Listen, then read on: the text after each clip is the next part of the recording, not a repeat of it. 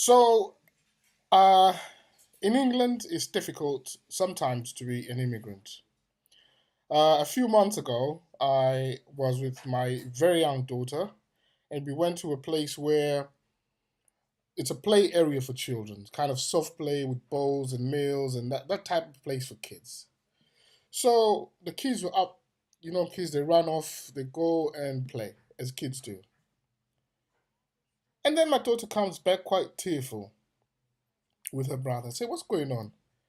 Now, some white boy, some little boy, had spat at my daughter. So you can imagine just how angry I was at this. I mean, this kid, who the hell did he think he is? What kind of behavior do his parents exhibit for him to be imitating this kind of thing? Do they spit each other at home? Or do the parents spit when they see black people? This got me seeing flames. Being the person I am, I stormed off to find this child, and when I saw this child, I asked him, where are your parents? And when the parents come up, I said, your son's been spitting at my daughter. And the parent looked at me and said, kids will be kids. So you can imagine my reaction when this guy said this. I was going absolutely mad. So here I am, big black guy, shouting at a little white person, made everybody uncomfortable. This little white child is now cowering in the corner, looking all scared. Big black guy, little white person, little white child, little white parent. I turned out to be the bad guy. The staff in the place reprimanded me intensively for speaking out, and they looked very angry with me actually.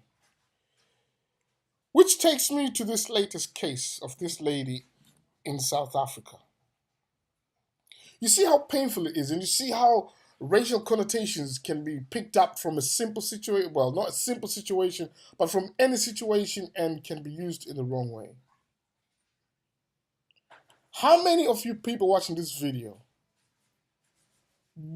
would be happy to see a white child spitting at a white boy spitting at a little black child? How does that make you feel? Even now, this is the truth. It happened. 100% it happened to my daughter. My friends will tell you this.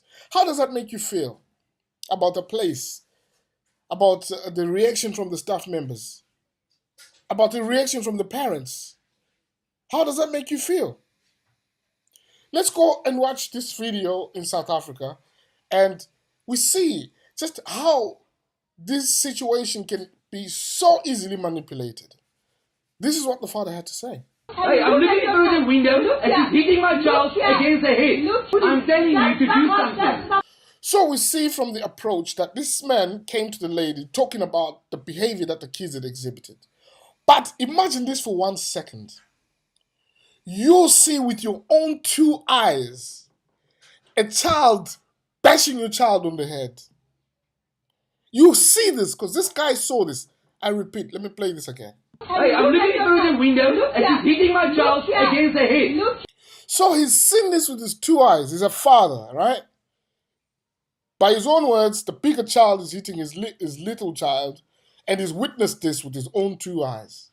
So what does he do?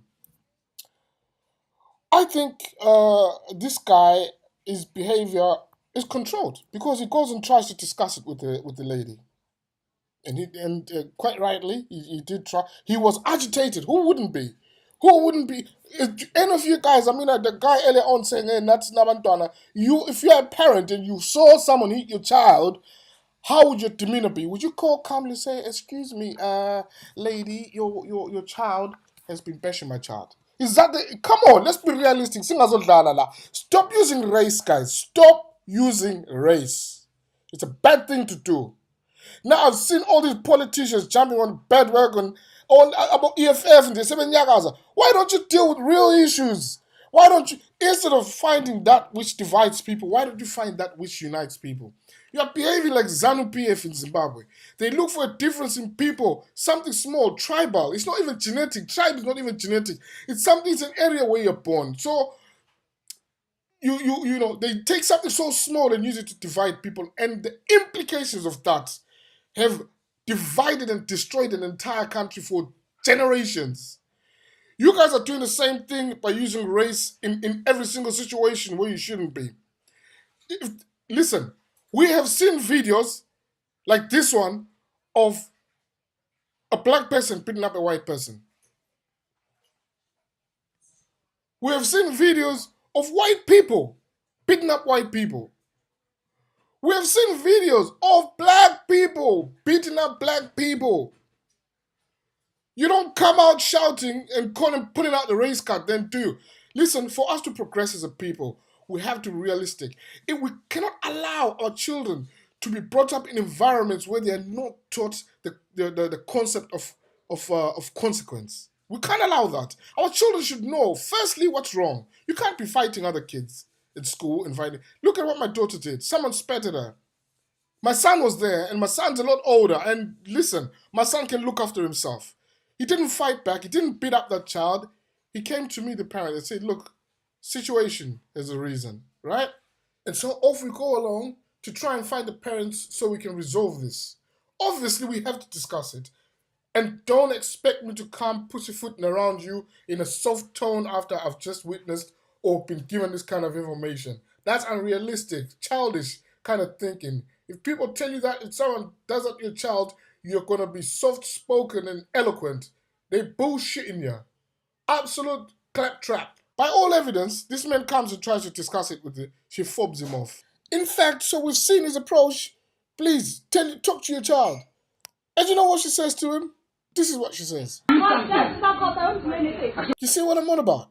This is what she says.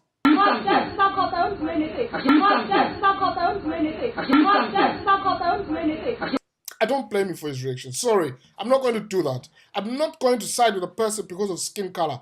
That is racism, people. Racism.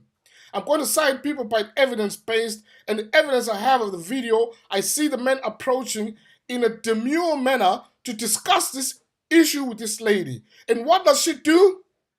She blows up. She starts effing and blinding and cussing the man. Now, let me tell you something. A lot of you have been saying online, all these children are so traumatized. Forget that nonsense. That's not true. The way this lady is shouting, those kids live in a house where shouting is absolutely normal. Watch what the kid does when the shit gets hot.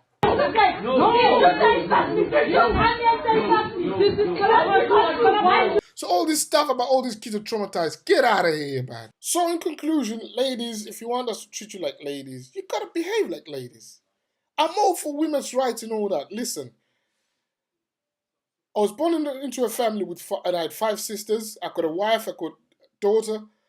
I fully appreciate that we've got to look after the ladies. But if you're coming at men like men, and then you whinge when they respond to you like they would respond to a man, we have to ask ourselves these questions and say, look, maybe there's something, indicative of some behavior that's not right. And we can't label everybody. It's absolutely immoral to do so.